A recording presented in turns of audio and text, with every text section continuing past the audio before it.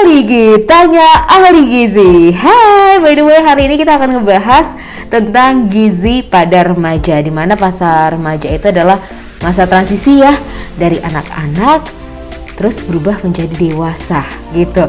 Terus kalau ngomongin soal remaja ini rentan banget kena anemia. Kenapa? Karena kan pada masa mereka ini itu ada kayak perubahan secara biologis, terus juga kognitif dan juga emosional, di mana di perubahan-perubahan itu mereka butuh kebutuhan gizi yang optimal untuk perkembangan dan pertumbuhannya. Dari tadi ngomongin anemia mulu, sebenarnya anemia itu apa sih? Jadi anemia itu adalah suatu keadaan di mana kadar Hb atau hemoglobin sel darah merah di dalam tubuh kamu itu rendah.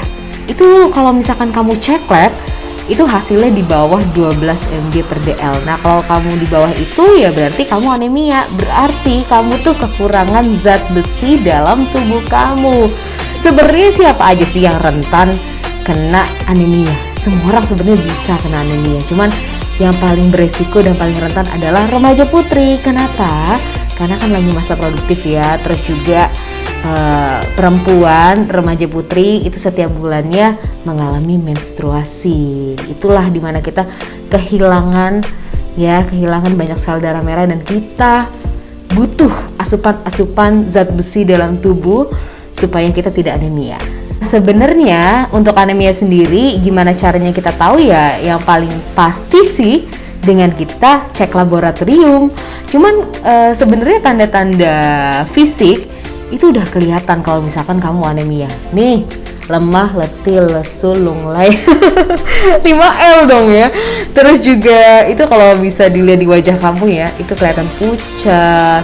Terus juga suka pusing. Terus kalau ngelihat itu kayak kunang-kunang gitu ketika kamu duduk, terus kamu berdiri, itu tiba-tiba gelap. Wah, Nisa pernah banget tuh ngerasain itu.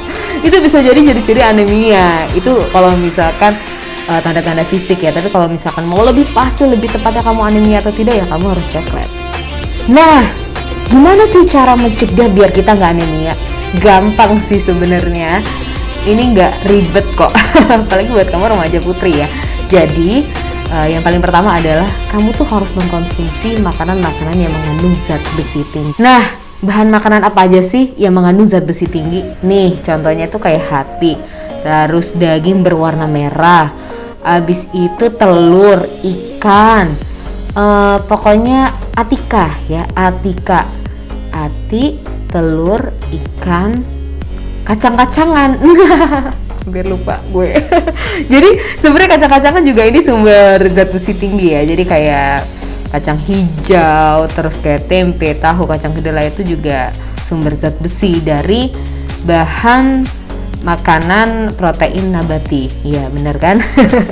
Terus juga di sayuran hijau itu juga ada kayak misalkan bayam, terus daun singkong, sawi hijau, itu juga ada zat besinya. Jadi cobalah kamu konsumsi makanan-makanan yang Nisa sebut tadi ya, dan itu bisa mencegah kamu anemia.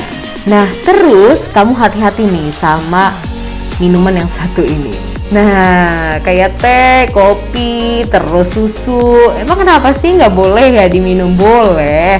Cuman waktunya itu nggak bersamaan sama ketika kamu makan. Kenapa? Soalnya ketika kamu makan nasi, ya makanan utama, terus kamu minumnya teh, ataupun kamu minum kopi, atau kamu mungkin minum susu, itu terhambat penyerapan zat besi dalam tubuh kamu. Kenapa? Soalnya di dalam teh dan kopi itu ada zat tanin, di mana zat tanin itu menghambat penyerapan zat besi dalam tubuh kamu. Terus kalau misalkan di susu ada apanya? Ada kalsiumnya yang juga itu menghambat penyerapan zat besi dalam tubuh pastinya. Jadi kalau misalkan mau minum ya sah-sah aja, tapi nggak bareng sama waktu makan utama kamu ya, oke? Terus juga ada beberapa yang harus kamu tahu untuk remaja putri. Biasanya kan kalau di sekolah itu kita selalu dikasih ya tablet tambah darah sama petugas kesehatan, mungkin dari puskes, atau mungkin kalau masa pandemi gini lewat gurunya, karena gurunya udah dikasih sama petugas kesehatan.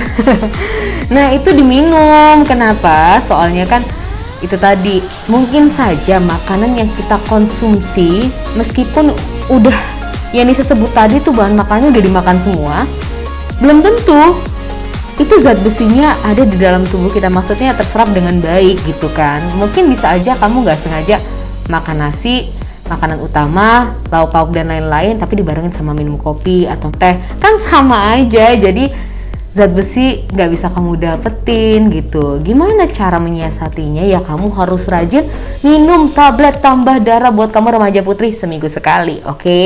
Tapi perlu diingat juga nih buat remaja putri ya mengalami menstruasi ya. Kalau lagi menstruasi, ya konsumsinya setiap hari. Jadi kalau misalkan kamu ngerasa mual, rasa kayak gak enak,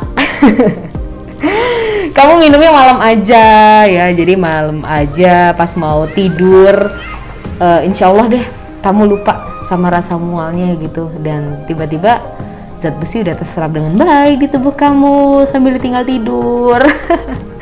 Terus juga jangan lupa nih, kamu harus jaga kesehatan diri juga dong, biar kamu nggak kecacingan. Di perutnya banyak cacing di perut. Yang pasti kalau misalkan makan, apalagi masa pandemi gini kan lagi virus banyak banget ya. Jadi kayak cuci tangan pakai sabun atau misalnya menggunakan hand sanitizer sebelum makan, itu bisa menghindari terjadinya kecacingan dan juga terhindar dari virus corona. Udah sih itu aja, gampang banget kan? Jadi jangan lupa diikutin ya. Oke, jadi tenang aja nih buat teman-teman semua yang mungkin ngerasa kayak minum teh, kopi, susu menghambat penyerapan zat besi. Terus harus minum apa dong kalau misalkan nggak suka air putih loh? Nggak bercanda ya. Jadi sebenarnya yang lebih bagus emang air putih. Cuma ternyata ada yang lebih bagus lagi nih untuk penyerapan zat besi dalam tubuh kamu. Contohnya adalah makanan ataupun minuman yang mengandung vitamin C. Nih contohnya kalau makanan yang kita tahu ya, buah-buahan tuh kayak jeruk, pepaya, terus jambu biji, mangga dan lain-lain yang mengandung zat besi. Mau kamu dimakan, mau kamu bikin jus ya, enak banget jadi aus. Itu bagus buat penyerapan zat besi dalam tubuh kamu. Justru meningkatnya tuh kayak signifikan aja gitu, cepet. Pokoknya bagus banget deh. Nah juga sama kamu inget nih ya, ngomongin soal tablet tambah darah tadi juga sama. Ketika kamu minum teh, kamu minum kopi sambil makan tablet tambah darah yang tadi disuruh rutin seminggu sekali ataupun yang menstruasi setiap hari, itu juga nggak berefek apa-apa. Jadi lebih baik kamu kalau konsumsi tablet tambah darah, mending kamu minum air putih saja ataupun minum minuman yang mengandung vitamin C. Dan itu dia pembahasan kita tentang gizi remaja pada hari ini. Semoga bermanfaat ya. Dan pokoknya jangan lupa follow Instagram @dpdpersagilampung. Dan jangan lupa selalu sadar tentang gizi. Makan makanan yang seimbang.